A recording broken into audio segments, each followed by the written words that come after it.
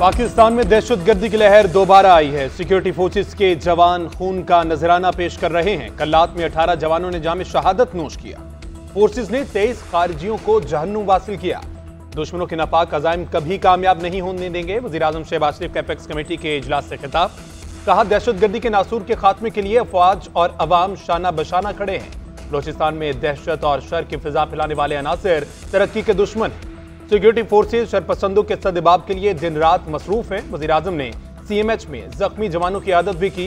उनके बुलंद हौसले को सराहा। कहा, जब तक कौम का तहफ़्फ़ुज़ बहादुर जवानों के सुपुर्द है, दुश्मन पाकिस्तान की तरफ मैली आंख से नहीं देख सकता। मुझ समेत पूरी कौम को आप और आपके अहले खाना पर फख्र है।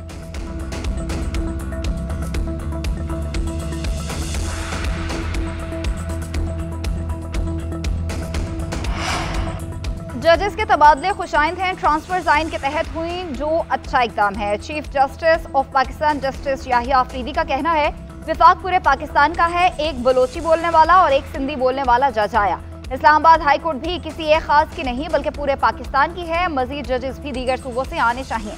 तबादले को पेचीदा ना किया जाए। जजेस की तैनाती और तबादले दोनों अलग मामलात हैं। हमें सुप्रीम कोर्ट में मजीद जजेस की जरूरत है। ज़ेर इल्तवा मुकदमात का बैकलॉग खत्म करना है। सारा बोझ 3-4 जजेस पर पड़ जाता है। जो आईनी मैंडेट मिला उसे देखकर ही फैसले करता हूँ।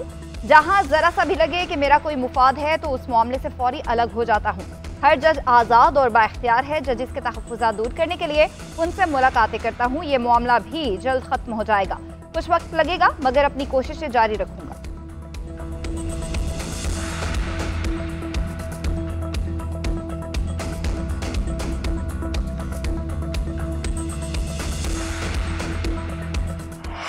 जजेस के तबादले के खिलाफ वकला की हड़ताल। बेशतर मुकदमात में वकला अदालतों में पेश न हुए। तीनों जजेस के तबादले का नोटिफिकेशन वापस लेने का मुतालिबा।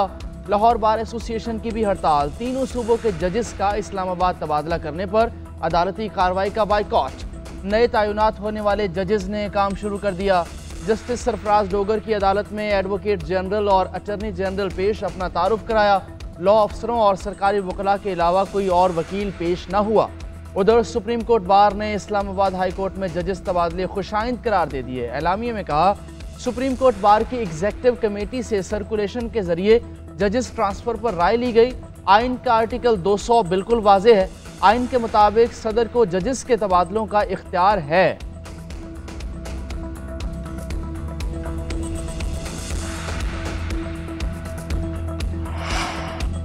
फर्ज करें दहशतगर्दी का एक हमला पार्लियामेंट, एक सुप्रीम कोर्ट और एक GHQ पर हो।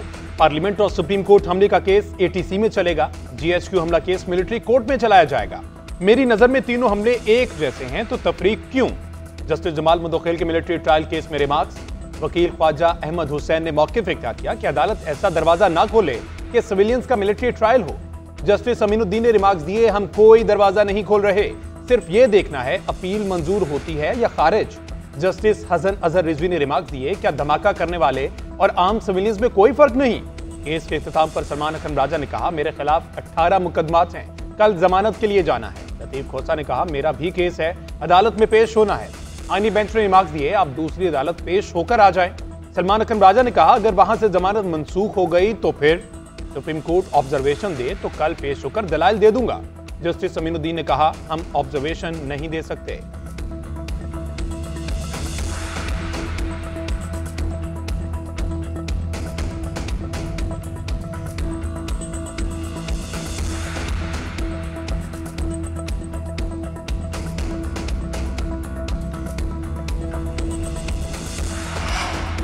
वफाकी हुकूमत IMF से बातचीत में हमें शामिल नहीं करती है। वज़ीर आला सिंध मुराद अली शाह का सिंध असम्बली में शिकवा। कहा, FBR ने अपनी नाकामियों पर पर्दा डालने के लिए कहा, ज़राई सेक्टर टैक्स नहीं देता। हालांकि ज़राई टैक्स पहले भी आयद था, लोग टैक्स भी दे रहे थे। शर्जील राम मेमन बोले, विफाक ने सूबों से मुशावरत के बगैर IMF को यकीन दहानी करा दी। ज़राई टैक्स सूबाई मामला है, विफाकी नहीं। टैक्स भी पहले से लगा हुआ है। चंद मसाइल थे कि कुछ लोग टैक्स नहीं देते थे। हमने ना चाहते हुए भी मुल्क के लिए ये फैसला किया है। ऑपोजिशन लीडर अली खुर्शीदी बोले, ज़राई टैक्स लगाने के बिल की हिमायत करते हैं। मानते हैं कि ज़राई टैक्स कम आता था मगर बिल उजरत में मंजूर कराए जाते हैं। हुकूमत कह दे कि हमारे पास अक्सरियत है, मुशावरत नहीं करेंगे।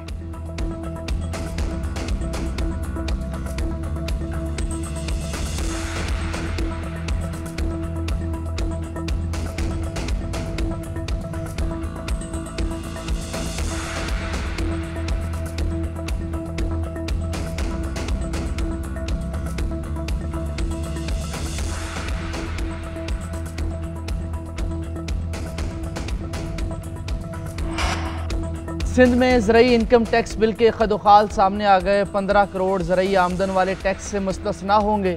15 करोड़ सालाना से ज़ायद आमदन पर 1 से 10% टैक्स लगेगा। छोटी कंपनीज पर ज़रई टैक्स 20% और बड़ी कंपनीज पर 28% लागू होगा। आबाद इराजी को छुपाने की सूरत में जुर्माना लगाया जाएगा। कुदरती आफात की सूरत में ज़रई इनकम टैक्स में एडजस्टमेंट होगी। ज़रई income tax board of revenue के बजाय सिंध रेवेन्यू बोर्ड जमा करेगी। काबीना अरकान ने कहा, ज़रई इनकम टैक्स लगाने से सब्जियों की कीमतें बढ़ जाएंगी। मुराद अली शाह ने कहा, वफाकी हुकूमत से एक मरतबा दोबारा बात करूंगा। मुल्क के मफाद में ज़रई टैक्स की मंजूरी दे रहे हैं।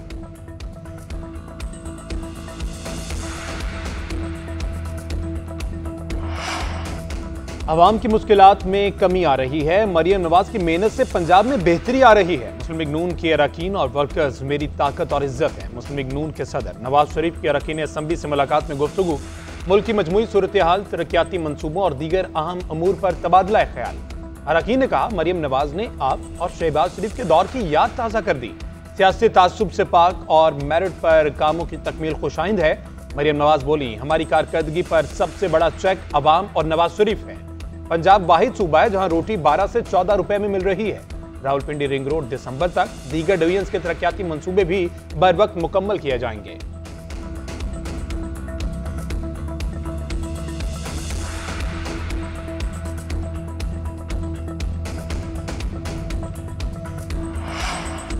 खुर्रम में क़याम अमन के लिए अमाए दिन का जरगा कुछ देर में शुरू होगा। कमेटी के 5 अरकान पहुंच गए। दीगर की आमद का सिलसिला जारी। आज असलहा हवालगी के तरीक़ाकार पर बात होगी।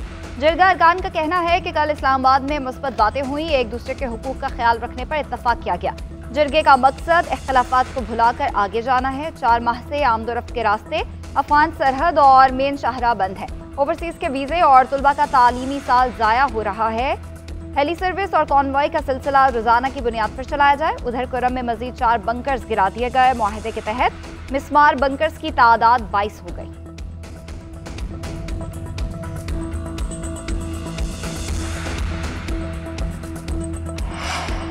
कुर्रम में जरगे से बड़े मसाइल पर काबू पा लिया। अमन की राह में रोड़े अटकाने वालों से हुकूमत आहनी हाथों से निपटेगी। वज़ीर आला अली अमीन गंडापुर कहते हैं, हुकूमत ने संजीदा इक़दाम किए। चंद जगहों पर शरपसंद हैं जिनके सरों की कीमत मुकर्रर की है ताकि मसला जड़ से ख़त्म किया जाए।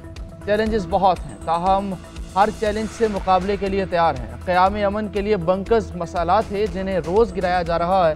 राशन की 4 बड़ी खेप कुर्रम पहुँचाई जा चुकी हैं। आइंदा भी इमदाद जारी रखेंगे।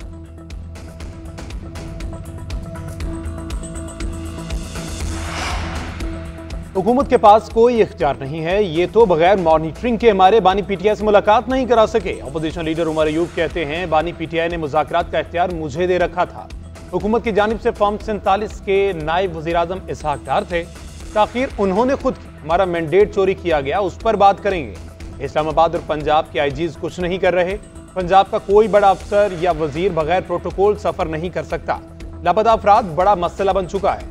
मुल्क को किस तरफ लेकर जा रहे हैं? 8 फरवरी को सवाबी में यौम स्याह मनाएंगे।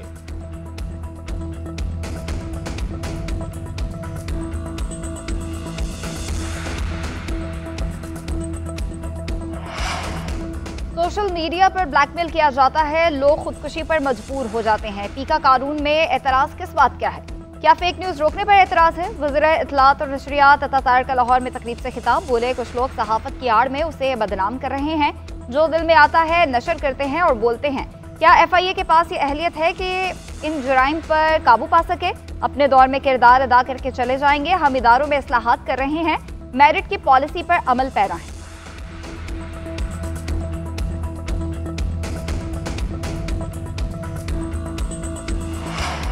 वज़ीर दाखिला मोहसिन नकवी मनशियात माफिया की सखूबी के लिए पुरज़्म। तालीमी इदारों में मनशियात के फ़रोख्त के खिलाफ क्रैकडाउन तेज करने की हिदायत। एयरपोर्ट्स पर स्क्रीनिंग का निज़ाम मजीद सख्त करने का हुक्म। मोहसिन नकवी ने कहा, ड्रोन्स के जरिए मनशियात बेचने वालों के खिलाफ बिला इम्तियाज एक्शन लिया जाए। मनशियात के बड़े डीलर्स को हर सूरत गिरफ्त में लाएं। सऊदी अरब से पाकिस्तानी खानदान की रिहाई और वतन वापसी पर ANF को शाबाश दी। कहा, महदूद वसाइल के बावजूद ANF की कारकर्दगी लायक सिताइश है।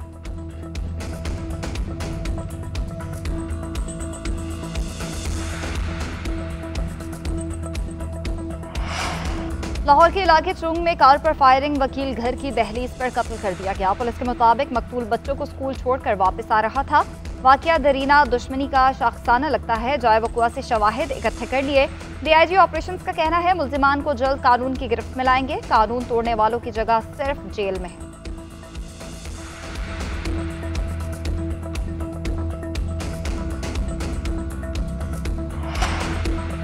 पोलियो से बचाव के लिए मुल्कगीर मुहिम शुरू। मुल्क भर में करोड़ों बच्चों को पोलियो से बचाव के लिए वैक्सीन दी जाएगी। मुल्कगीर मुहिम 9 फरवरी तक जारी रहेगी। वज़ीर-ए-आज़म के दौरे के बायस कोयटा में आज पोलियो मुहिम मुलतवी कर दी गई। दीगर 35 अजला में शेड्यूल के मुताबिक आज भी जारी रहेगी। कोयटा में इंसदादे पोलियो मुहिम कल से शुरू की जाएगी।